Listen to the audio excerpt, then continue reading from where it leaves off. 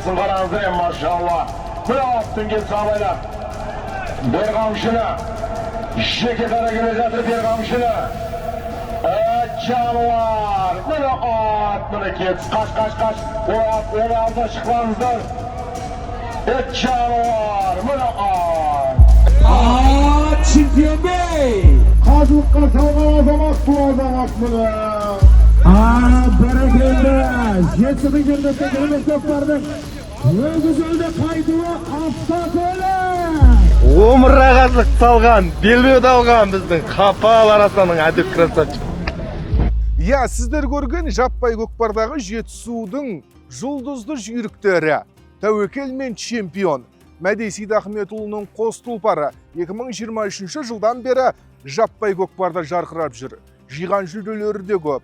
3 рет автокөліктің салымы, 2 рет умра, яғни кіші қажылықтың салымы. Қара мал мен ақшалай жүлделерінде есеп жоқ. Қатар шауып доданы жарып жүрген қос жүйрікті сіздерге таныстыру үшін біз арнайы Жетісу облысындағы Арасан ауылына келдік. Бұл дәуір дүбірі.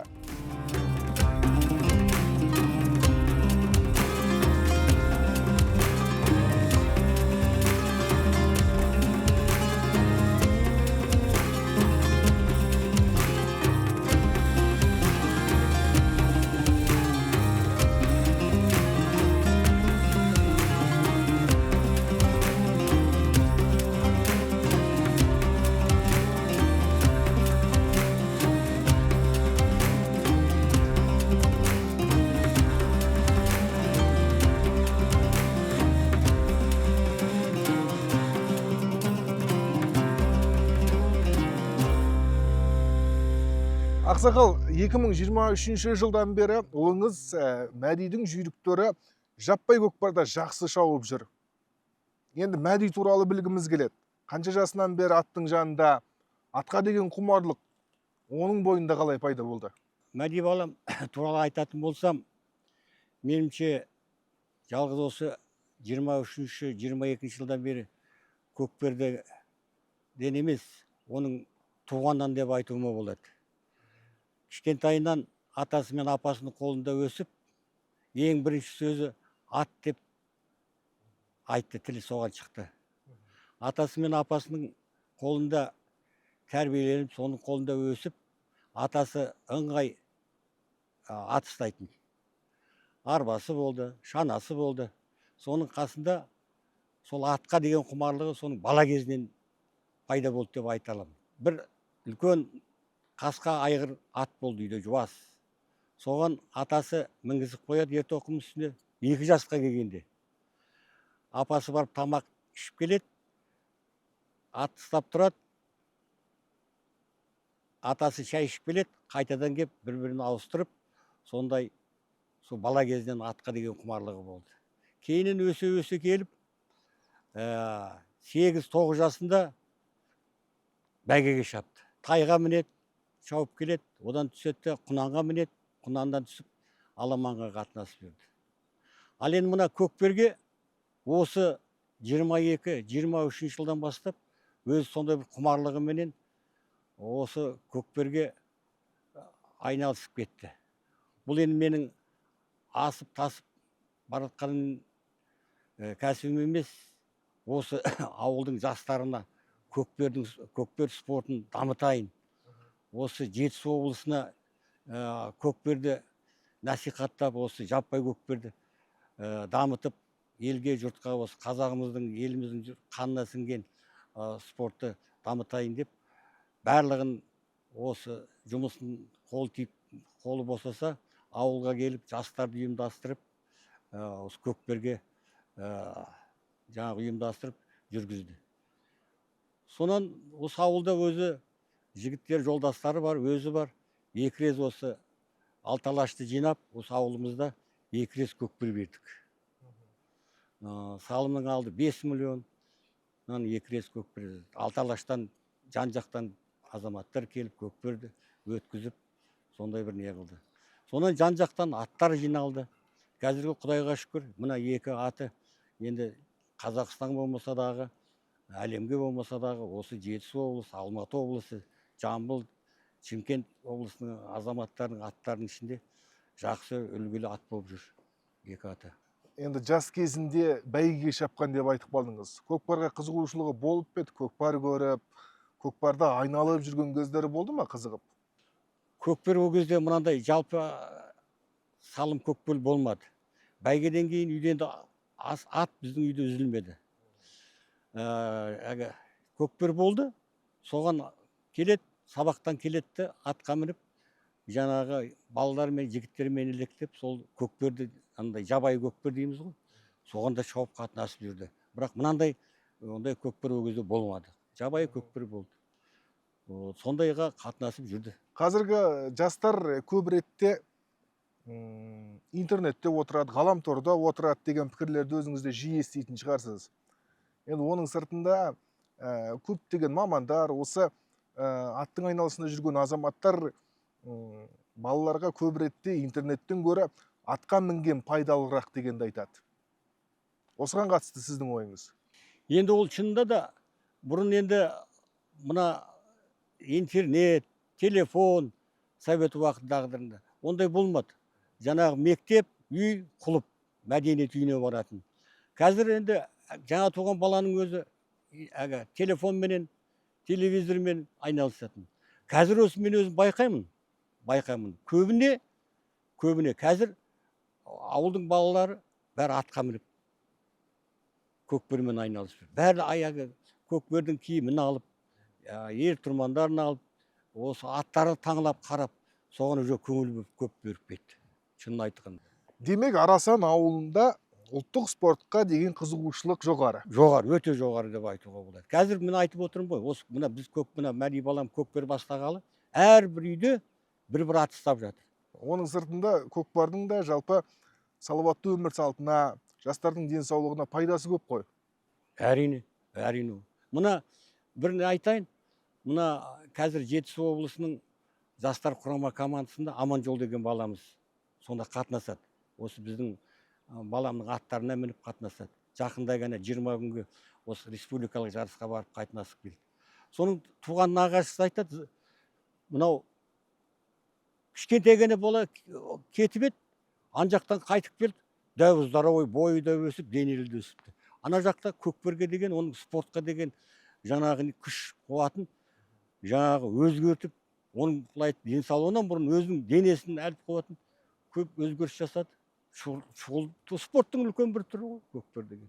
Білуімше, қораңызда 7-8 тұлпар тұр көкпарға шабатын.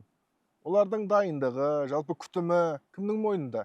Үйдегі атқа мінетін палуандар өзі бөлек. Ал енді оның жемі, шөбі, асын жаңағы боғын тазалау, оның өзін мына жаңағы Аманжол деген жігітті айтып, баланы айтып отырмын. Қасында Аян деген бала бар. Жолдастары келіп, солар өздері келіп, сағатында 6:30-да таңертеңгі таңнан жемін, шөбін, суын, витаминдерін, не керек соның бәрін астын тазалап қарап отырады. Түсте суын береді. Кешке де жаңағы жемін, суын, астын тазалап, түнге бәрін реттеп кетеді. Көкперден келгеннен кейін оларға жаңағы аттарын уақытында суытып, мінеу, олар сол балалардың өздерінің мойны міндеттерінде. Менің оларға тек қана рахметімнен басқа сағат сайын, бір сағат не ары, не бері емес, уақытысыменен өздері қарап отырады. Демек, күтімі және бабын Аманжол балаңыз жақсы біледі. Жақсы біледі. Енді өзіңіз көкпарға жиі барып тұрасыз ба? Мынау Тәуекел мен чемпионның өнерін көрдіңіз бе өз көзіңізбен? Өзім көрдім. Мына жақында ғана осы 17 мамыр айында болды көкпер. 200 ат десем жаңылмаймын. Сол 200 аттың алдында жалғыз өзі Тәуекел, мына Абат деген палуаным менен ешкімге жеткізбей, қазір хит болып жүр ғой деймін. Сондай бір жүйрік ат. Ал енді палуан туралы, чемпион туралы айтсам, ол ерекше ат. Оның енді ол өз мінезде жуас, үрікпейді. Өз сөзіңізді айтып қалдыңыз, ақсақал. Абатты айттыңыз, Аманжолды айттыңыз. Әділ. Мәди ұлыңызды айттыңыз. Әділ бар. Әділ бар.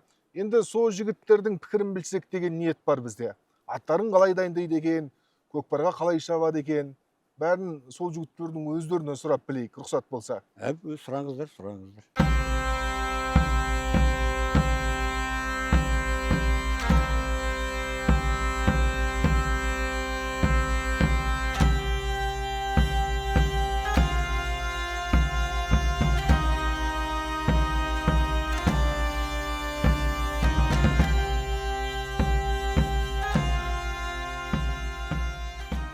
Маге, Ау. енді көріп тұрмыз сіздің баптауыңыздағы жүйріктерді жақыннан танысақ деген ниет бар. Әуелі Тәуекел мен чемпионнан бастайықшы.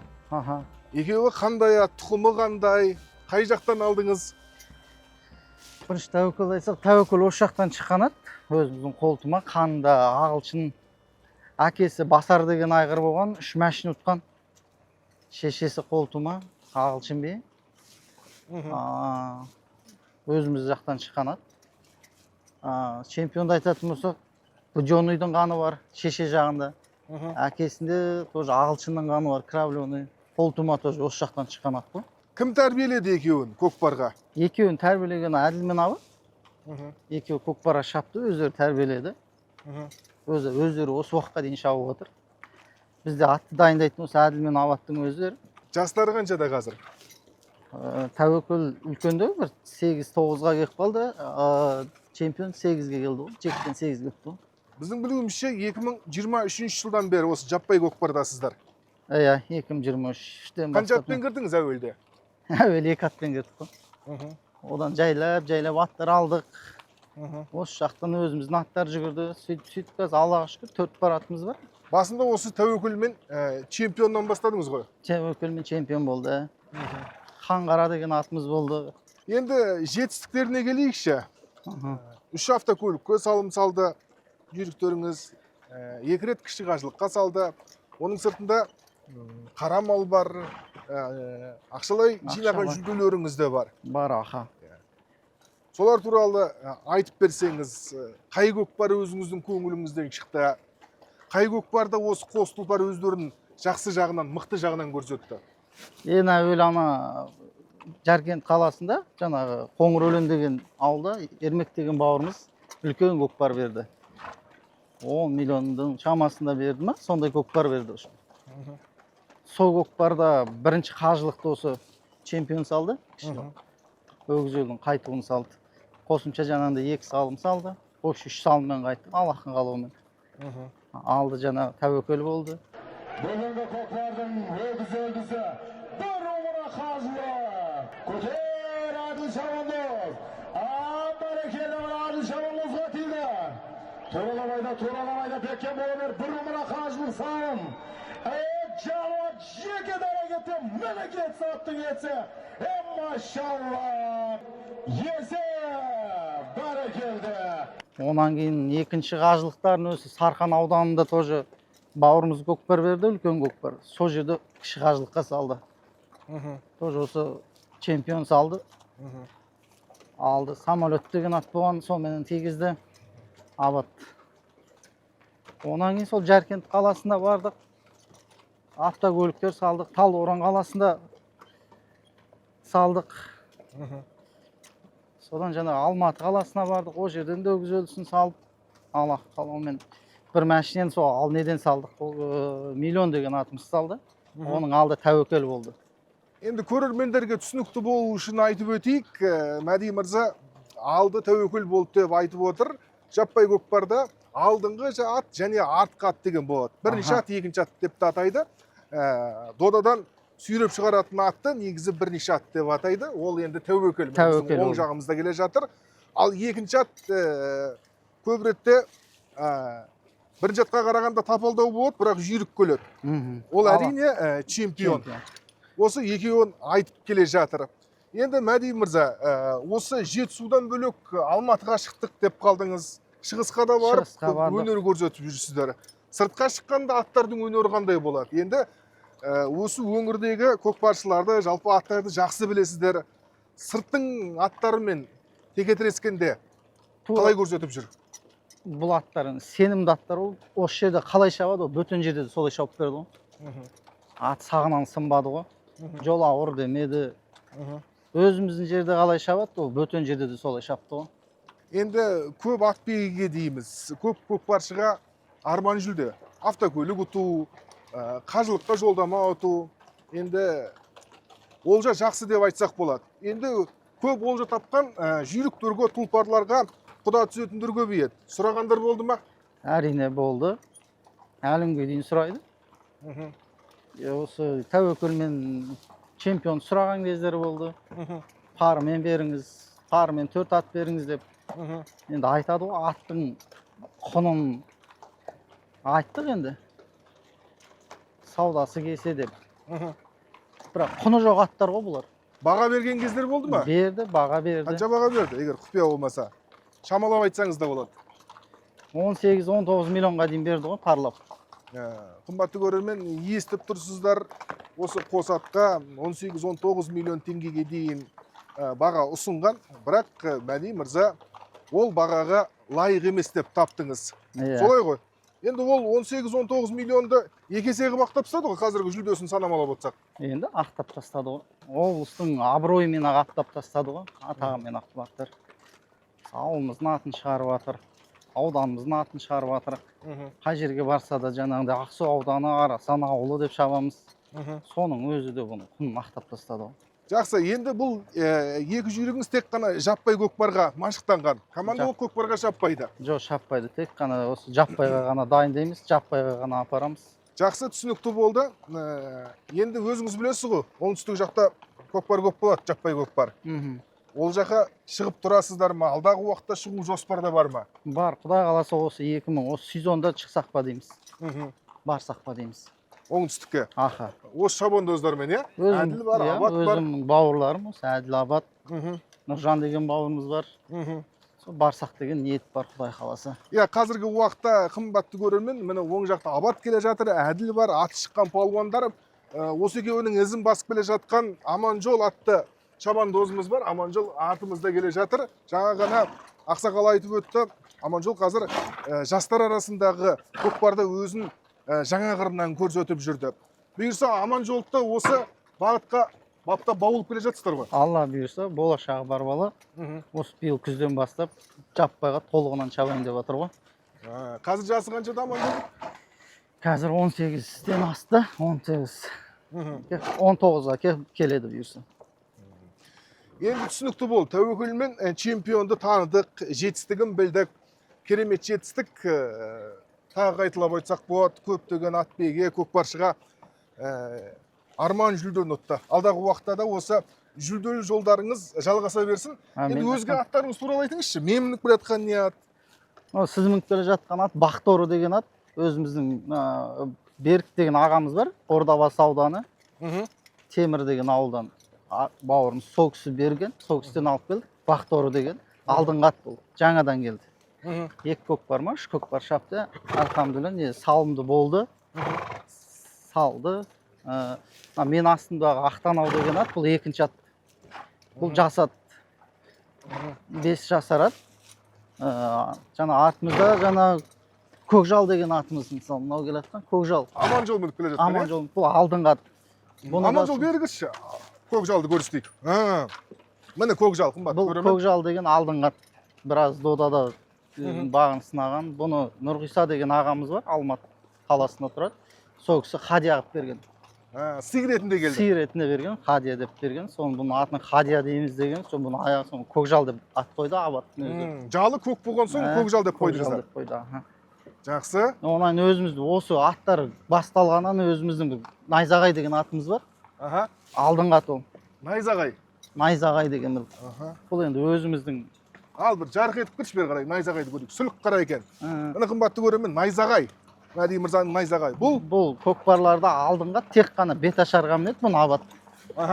Бұл өзі қарулы, жүректі, өзіміздің бір жанымызға жақын аттың бірі да. Ең алғаш аттардан да осы келген бірінші. Бұл командаға да шапты. Жетісу облысы жаңағы облыстың атынан команды чемпионаттарына қатысып, командының Абат шапқан бұмен. Командный көкпарға шапты, фестивальға шапты бұл ат. Бұл командаға да шаба береді, жаңа жаппайыңа да шаба береді. Бұл өзіміздің сол жаңағы. Әмбе баба деген ғой. Иә, Найзағай деген атымыз. Онан жас өспірімдер құнандарымыз бар. Өзіміздің қолтумаларымыз бар, және болашақта. Біз айтып өтейік, енді осы қазір ғана таныстырған тұлпарлар жаппай көкпарда өзін жақсы көрсетіп тұрған жүйріктер, оның сыртында болашақ тұлпарларды дайындап жатыр екен. Құнан, Дөнен бар. Міне, мынау Дөнен ба, Құнан ба? Мынау Құнан, бұл Сұңқар деген өзіміздің қолтума. Бері, Сұңқар. Қолтуман бұйырса дайындап жатырмыз. Әлі 1-2 жыл бар әлі. Көкпар көрмеген. Көрмеген, енді міністе жүрген ат. Бұның пары мына Алатау деген. Тошы. Пары мына. Мына Алатау деген тоже екеуі бір әке, шешелері бөлек. Құсайды екен. Иә, қандары ағылшынның қандары бар. Бұл таза қолтума құлын кезінен өзімізде. Міне қолтума жылқылар болашақта енді көкпардың, жаппай көкпардың жұлдыздары деп айтсақ бола ма? Алла бұйырса, ниет. Енді былай қарап тұрсақ, бітімі жақсы екен, бәйге аттарына келеді. Бәйге дайындау ойда жоқ па? Бәйгеге әлі ойда жоқ. Енді Мәди мырза, көп ретте осы ағылшын тұқымдас, араб тұқымдас жылқылар көкпарға жарамайды деген пікірді естіп қаламыз. Енді қарап тұрсақ, енді сіз ағылшын тұқымды жылқыларды көкпарға тәрбиелеп отыр екенсіздер. Осы туралы айтып кетсеңіз. Ағылшын біріншісінде жаңағыдай қарулы болады, өткір болады. Және скоростной ғой, скоростьпен ұтып кетесіз талай жерде. Екінші ат бола ма? Екіге де екінші атқа ыңғайлы болады, ыңғайлы болады. Екі скоростьпен ұтып кетесіз талай жерде. Жылдамдықпен ұтып кетесіз. Ұтып кетуге болады. Сосын жаңағындай өткір болады да бұлар. Қызуғанды ғой. Өткір болады, қайтпайды. Жаңағындай скоросі бар, жақсы да. Баққанға да, тәрбиеге де жақсы да. Көнеді. Көп ретте осы ағылшын жылқылары аяқтан сыр береді дегенді айтып жатады. Сіздің тәжірибеңізде бұған дейін ағылшын жылқыларды көкпарға салып көрдіңіз ба? Бәйге салып көрдіңіз ба? Шыдас берді ма? Бәйгеге де қосып көрдік, көкпарға да көрдік. Бірақ аяқ жағын алатын болсақ, көп мінсең, тауға мінеміз, жақсылап проескісін береміз. Жаттығуы жақсы болса дейсіз ғой? Жаттығуы жақсы болса, ол ат аяғын бермейді. Оның сыртында сіздер жасын толтырасыздар? Жасын толтырып, 7-ден жоғары шаптырамыз. Оның сыры? Ол ат әбден өзіне сенімді болады, сосын жаңа сүйектері қатаяды. Әбден өзіне күш алады, сол кезде шаптырамыз. Көп ретте осы жиған жүлденің көбін алып келген енді. Дейін деп айтайықшы, 90%-ін алып келген осы тәуекелмен чемпион ғой. Иә, осы тәуекелмен чемпион алып. Осы қос жүйрікті тізгіндеп жүрген, міне оң жақта Абат, сол жағымда Әділ. Әділ келе жатыр. Осы екі палуаннан да сөз сұрап көрсек. Сұраңыз. Мәди мырза. Енді әуелі Абаттан сұрайықшы. Абат, айта бер, тәуекел туралы айтшы. Көп ретте өзің мінесің тәуекелге. Қандай ат, қандай ерекшелігі бар? Тәуекелдің енді ерекшелігі бұл жүрегі өте үлкен ғой. Қандай дода, қандай қалың дода, қандай аттар, қорқпайды, сескенбейді. Салған жеріңе барады. Сосын бұның ерекшелігі, бұда скорость бар да. Жаңағы екінші атқа ілдіріп, алып шыққаннан кейін, екінші ат бұған лесіп отырса болды, бұл жаңағы жеке дара кетеді ғой, алдына ашып. Содан кейін бұның басы жақсы қайтады. Жаңағындай мәренің түбіне келгенде қақпалайды ғой, тартатын адам көп болады, көкпар болғаннан тартады бәрі. Қақпалап мәреден өткіземіз дейді, басын тартсаң тоқтайды, артқа қайырсаң артқа айланады. Бұның ерекшелігі негізі сол жерде. Жаңағы скоросі мен бұның басының қайымдығы, басы жақсы қайым, ыңғайлы. Енді өзің ерекше әсер алған көкпарды атай аласың ба? Мына көкпарда керемет өнер көрсеттік деп. Енді ерекше әсер алған деген көкпар осы биыл 2025-те қаңтар айында болды. Осы Талдықорған қаласында, осы Жетісу облысының атбегі шабандоздар жиналып берген көкпар болды. Сол жерде Алматы облысы, Жетісу облысы болды. Енді основной сол Алматы облысы мен Жетісу облысының шабандоздар болды. Сол көкпар енді әсерлі, өте керемет көкпар болды. Сол көкпарда осы тәуекелмен аттарға, артыңғы аттарға 6 рет, 7 рет салдырдым тәуекелмен. Әділге, Нұржанға, Нұржан деген ініміз бар, тағы ол да атқа шабады, чемпионға шауып жүр. Сол көкпарда өгіз өлді салды, Әділ машинаға салды. Беташар салды, беташарға жаңа ақшалай сыйлық болды. Енді ең мықты көкпар дегеннің бір көкпары болды ғой, осы Жетісу облысындағы мықты көкпардың біреуі сол болған. Осы 2 жылға жақындап қалды осы Мәди ағамыз ат алып, атқа шабыңдар, сыртқа шығайық, жақсы аттар келейік ауылға, көкпар дамытайық деп, сонымен осы Мәди ағамыздың қолдауымен, аттарымен осы жаппай көкпарға келдік. Таза таза енді жаппай көкпар шапқанымызға 2 жыл төңірегі болды ғой.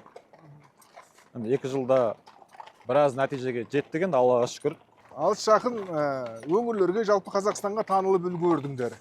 Енді осы беттерінен қайтпаңдар. Алдағы уақытта осы Жетісу облысының жаппай көкпарын көтере беріңдер. Әмин, айтқаныңыз. Енді Әділден сұрайық, Әділ палуан. Әділ палуанның жетістігі көп. Тақымына көкпар тиген кезде, енді Әділ алаға шыққан кезде енді бөлекше ерекше күйде болады. Ал Әділ, айта бер, көкпарды қанша жастан бері шабасың? Жасың қаншада қазір? Жасым қазір 27-те. Аха. Мен 20 жасынан бастап шабамын ғой. 3 жыл болды ма? Иә. Біз байқаймыз енді. Өзің көп ретте чемпионға мінесің, чемпионмен салым да салып жүрсің. Керемет жүйрік жылқы. Енді сырт көзге жүйрік болып көрінеді. Сен үшін қандай чемпион? Чемпион жақсы, ыңғайлы, белі мықтат, жетекке жақсы жүреді. Жақсы, Әділ. Енді қашанда салымды бол, өнерің өрістей берсін. Мәке, естідік, бүгін ауылдарыңызда көкпар бар екен, жаппай көкпар бар екен. Ауылда қазір Құдай қаласа кішігірім жаппай көкпар болады. Абылай деген бауымыз шаңырақ құрған. Соған осы ауылдың балаларына, достарына бір өзі бір көкпар беріп, қызықтырсам ба деп, елден бат алсам, кішігірім деп жасап отыр. Қазір сағат 3-те бастарады. Қымбатты көрермен, біз енді бүгін дәл көкпардың үстіне түстік деп айтсақ болады. Қазір сәлден кейін осы бізді додаға кіріп, осы ауылдың, Арасан ауылының көкпарын қызықтап көреміз.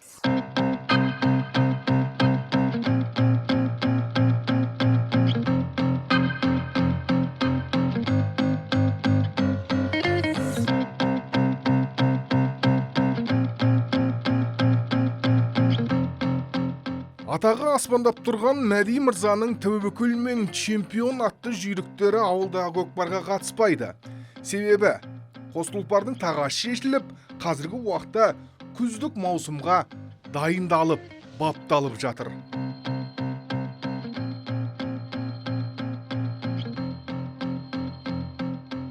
Санаулы минуттардан кейін көкпар басталады. Мәди Мырзаның ат қорасынан 3 ат келіп отыр. Бақторы, Көкжал және Ақтанау. Қазір енді ұйымдастырушылар аттардың толық жиналғанын күтіп тұр. Енді санаулы минуттардан кейін басталады деп айтсақ болады. Біз де киініп алдық. Ыңғайы келсе, қазір атқа қонып, біз де серкен тартып көреміз. Бермен қаракеңіздер, үлгендердің батасын алайық. Аязбай әкеміздің шаңырағында осындай қуаныш болған кезде, ағайын ақ батасын алам. Дұғалы ниетін Алла өз дәрежесінде қабыл етсін деп мінеке ағайының басын қосып, қазақтың әдемі көне салты көкпар додамызды басысақ деген ниеттеміз. Бермен қаракеңіздер, атқа қоныңыздар. Көмбеге салатын барлығының ниеті салымды болсын. Бисмилlah, Аллаху Акбар.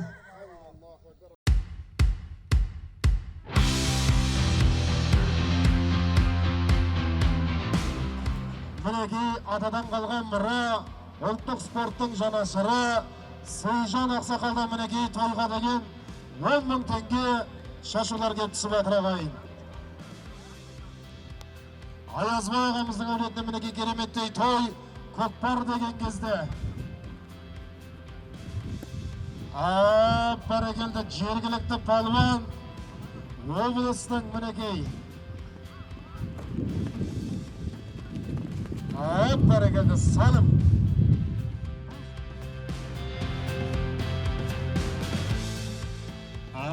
Бәрекелді ал серке жерде 5 мың теңге еңкей әрекетін жаса, ойнап күліп шалбал.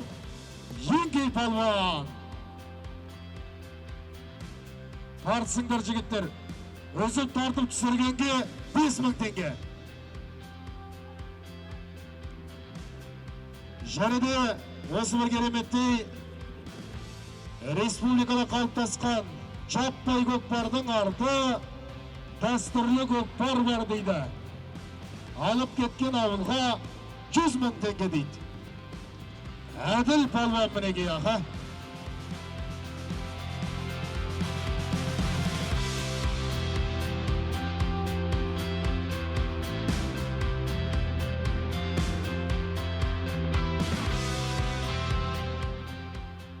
Әділмен Абатқа сәлемдеме жеткізіп едім. Аманатта жолдамам, енді қызған сияқты. Бардыңдар жігіттер. Көкпардың қызығы кермеді, әннің төресі термеді. Ал әрекетің жаса.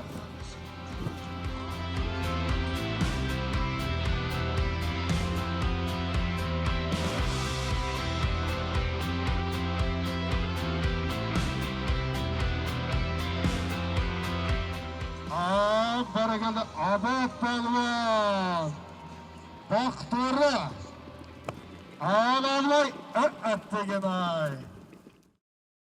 Көкпар қызып жатыр, өздеріңіз көріп тұрсыздар. Мәди Мырзаның қос тұлпары Бақторыны тақымдаған Абат 2 салым салды, және Әділ Көкжалмен қазір 1 салым салды. Көкпар қызып жатыр. Енді қазақ болғаннан кейін делебеміз қозып тұрады көкпар көргеннен кейін. Сол себептен қазір атқа мініп бізде бағымыз сынап көрсек деген ниеттеміз. Байқап көрейік.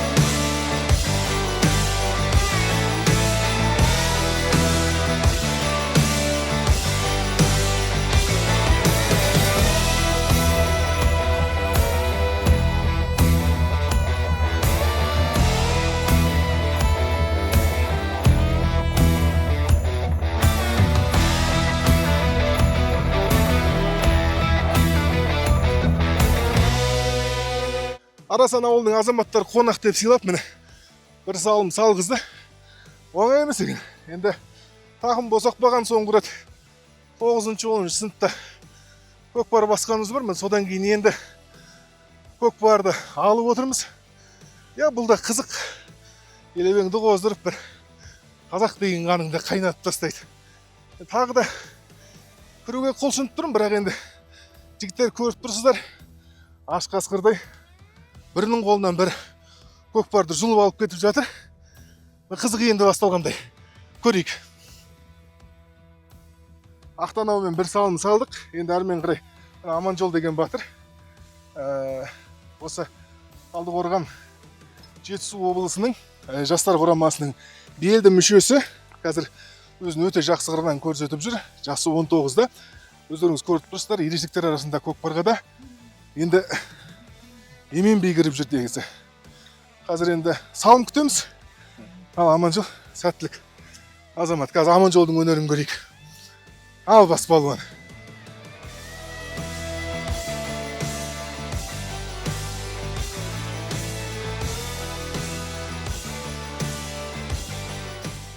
Тартыстың мінеге көкпардың қызын келтіріп жатыр ағайын.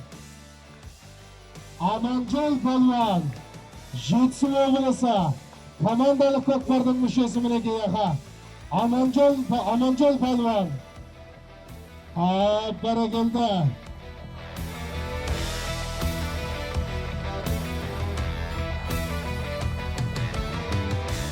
Бол Аманжол ағайын. Мінеге Арасанның жас балуаны, Жетісу облысы командалық көкпардың мүшесі Аманжол балуан астындағы Ақашев Мәди. Аттың аты мінеке жаңадан келген Ақтанау. Мына Ақтанау мен Аманжол салым салды. Жаңа ғана сәттілік тілеп атқа қондырып едік. Керемет өнер көрсетті. Мына доданың арасынан суырылып шығып өзінің білекті жүректі екенін көрсетті. Аманжолға жарайсың дейміз. Болашақ алда палуанның.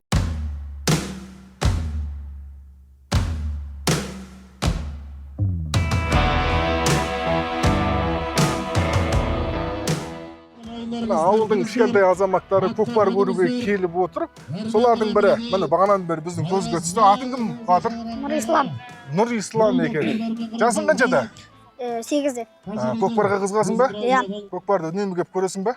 Иә. Көкпар тартқың келе ма?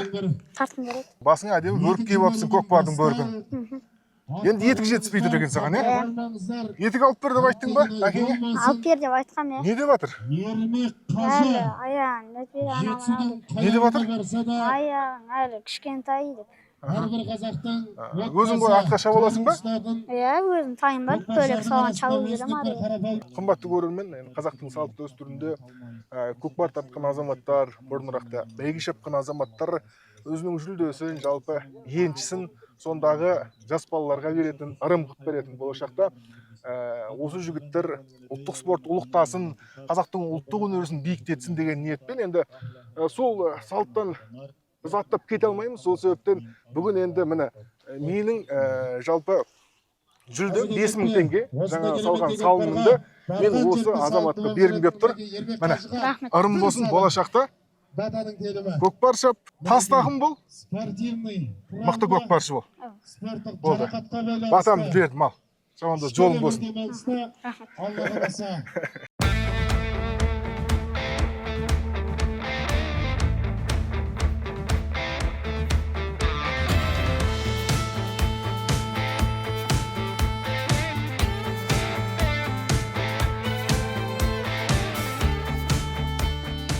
Міне Әділ палуан көкпарды алып келе жатыр. Осы Әділ палуан туралы айтып өтіңізші, міне қазір салым салды.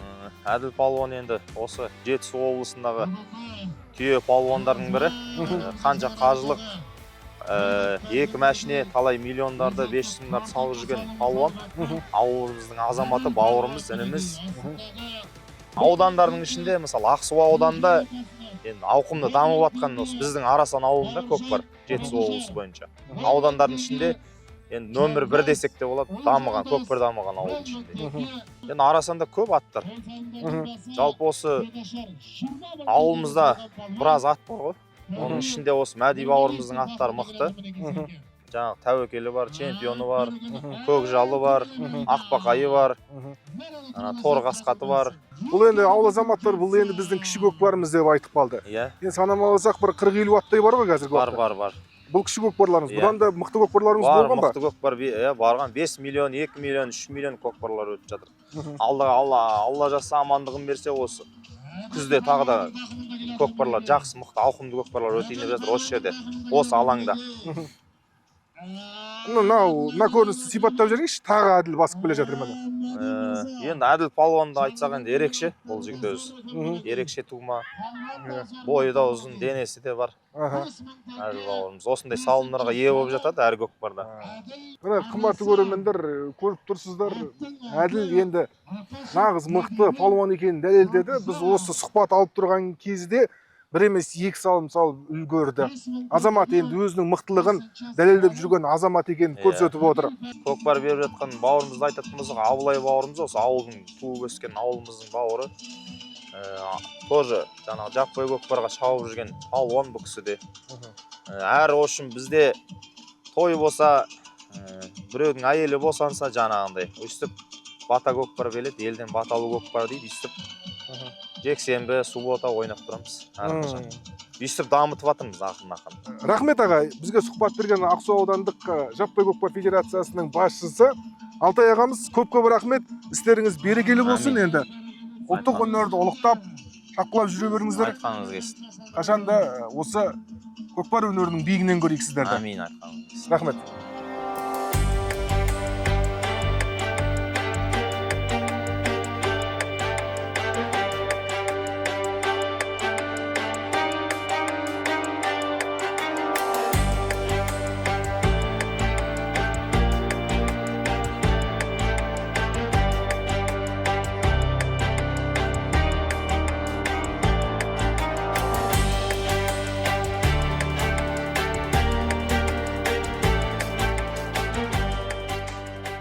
Шүкір Алла бұйырған 4 салым салдық.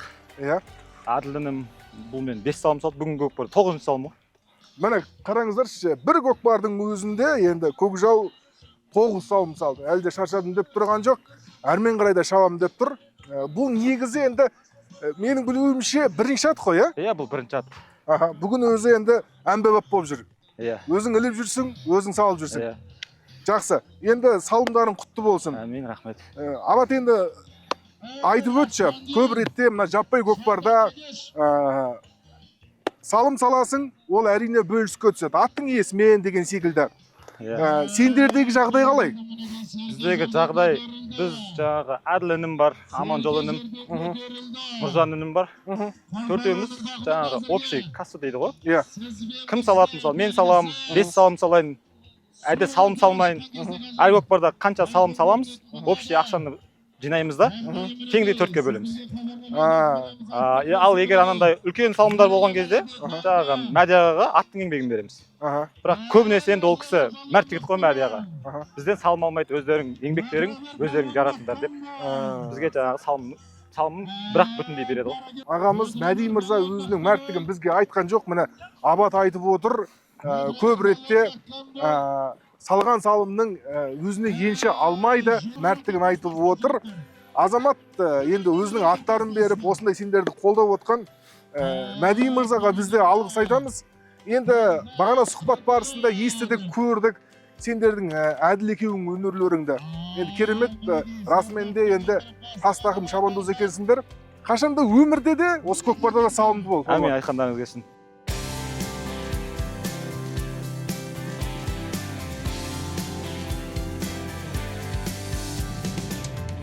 Осымен арасандағы біздің жаппай көкпарымыз аяқталды. Көрдіңіздер, таныдыңыздар, Мәди мырзаның аттарын білдіңіздер. Міне Абат, Аманжол және Әділ тақымдаған тұлпарлар өздерінің шын мықты екенін дәлелдеді. Оннан аса салым салды.